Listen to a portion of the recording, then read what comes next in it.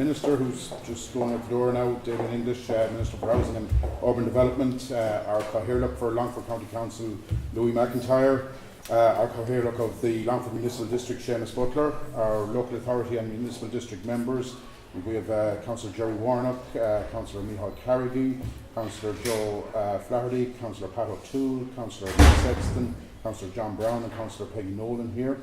Our esteemed speakers, Niall, Moira and Simon, members of the ULG and the Longford County Council Regeneration Team, colleagues, friends and all the stakeholders in the Cameron Quarter. For those of you that don't know me, I'm John McKeon. I'm deputising for our Chief Executive, Paddy Mahon, here today.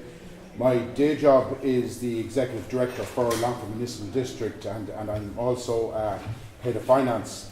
So, bearing that in mind, it makes me very proud today to be able to speak at the launch of a project that's very close to my heart from both the Longford Municipal District perspective and from an economic development and a finance perspective. I might talk in a minute about the numbers and the financial commitment that Longford County Council have so far given and what we will be doing in the future. So forgive me for that. I'll be putting on my finance hat in a minute. So I'll try to keep that as short and sweet as possible. Longford Town, I suppose, is coming from a period of damage mitigation as a result of the recession. So from 2012 to 2015, if you can imagine, Longford Town has withdrawn and come through that. There, I suppose, followed after that a period of new dawn from 2016 to 2018, where a lot of projects and plans were conceived and developed and identified for the town, and this plan being one of those. These plans are seen to be transformational and regenerative catalysts for Longford Town. So now we're coming into the era where these plans and the projects need to be delivered for the communities and the citizens and the business for Longford Town. So it all starts here, folks. As part of the urban design and economic framework for Longford Town, a number of critical nodes in the Cameron Quarter were identified, along with other critical nodes around the town. And the things that were identified in the Cameron Quarter were the Connolly Barracks, the Omniplex Centre and the shopping centre behind it, the council lands here on Great Water Street. Other areas then for development in Little Water Street, areas the Lower Main Street, the Mill Bridge and the Providers building. So the focal point of all that, when we looked at it, you can see in the map that was there in front over the 55 acres. The focal point for all these was the Camden River. It was important as well that connectivity between those places would happen, so both physical and I suppose ergonomical connectivity between the places in the Cameron Quarter and to other critical sites around the town would be maintained in the plan. So you have other strategic sites around the town like the Tesco Shopping Centre and the Main Street and the Mall, and I suppose through the roads and the footpath network that all those would be connected. So any plan that was to be produced had to be accessible and attractive and achievable for Longford. More earlier on to talk about layers of history, and I suppose as often is the case, the best way to find solutions for the future is to draw from the lessons of the past.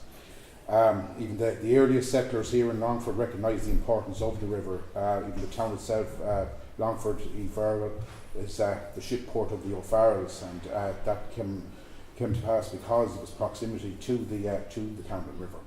So through the ages, I suppose Longford developed into the most important trading post in the region due to its proximity as well to the Camden. In the 18th and 19th century, I suppose along the Camden here, along these sites, you had tanneries, you had distillery, and you had a range of mills on the banks here. And then through the early mid-20th century, you had meat processing and other industries along here as well. So now we're in a different era. We're turning now to face and embrace the Camden again as the fantastic resource and amenity it is for all the citizens of Longford.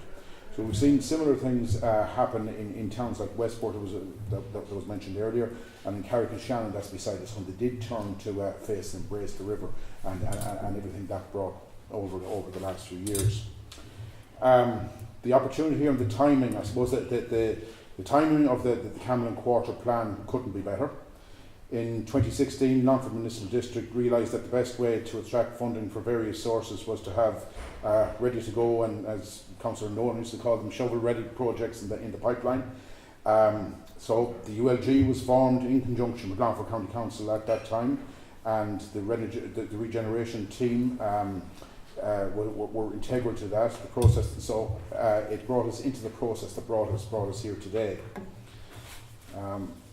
Now, I suppose back to the timing, the Urban Regeneration and Development Fund was launched just this morning.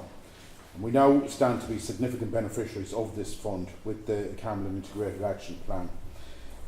It's a testament to the plan that the Minister for Urban Development himself is here to launch the Integrated Action Plan today.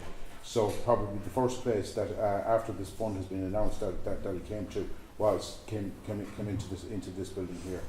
So it's because of the preparatory and consultative work that was done by the ULG and the Longford Municipal District that we now have the opportunity to enjoy the first mover advantage on this and become a national exemplar for this fund. So as I say, the timing for this couldn't be better. Just a little bit about the fund. I know it was mentioned earlier, but how Longford would stack up in this. I think the fund is there for towns. The urban part of the fund is there for towns over 10,000 people. In the last census we had 10,008, so we just qualified there. Hopefully they're still around. So there's an allocation under the Urban Regeneration part of 2 billion up to 27 under the National Development Plan up to 2027. So there will be calls for proposals for this, and it's open until the 28th of September. So we're going to have a very busy summer getting together the applications for this. So the bids under the plan, the bids ideally must be local authority led, must be matched by at least 25% public private funds or public and private funds, be valued at a minimum of 2 million, be a catalyst for development that would not otherwise occur, contribute to further development of innovative and transformational urban regeneration proposals. So, as you know yourselves, anyone that's involved in this, the Camlin Quarter Integrated Action Plan, it ticks all of those boxes and more. So we're ideally positioned now. One of the main tenets of the Camlin Quarter Integrated Action Plan is that we achieve a unity of vision from all stakeholders. So we want this process now throughout the summer to be participative, collaborative and consultative. We, at this stage, we need to be open to all opportunities and all possibilities that might come under this plan. So because of that, we will strongly urge public participation and hope that all stakeholders would make their views known through the various fora that already exist and some that will exist in the near future. So, as I said, the Camlin Quarter Integrated Action Plan, it's your plan, and I think working together in a collaborative fashion, we can deliver this. So, thanks to everybody who has brought the ideas so far to this stage. So, to the ULG itself, a lot of the members of the ULG are here today.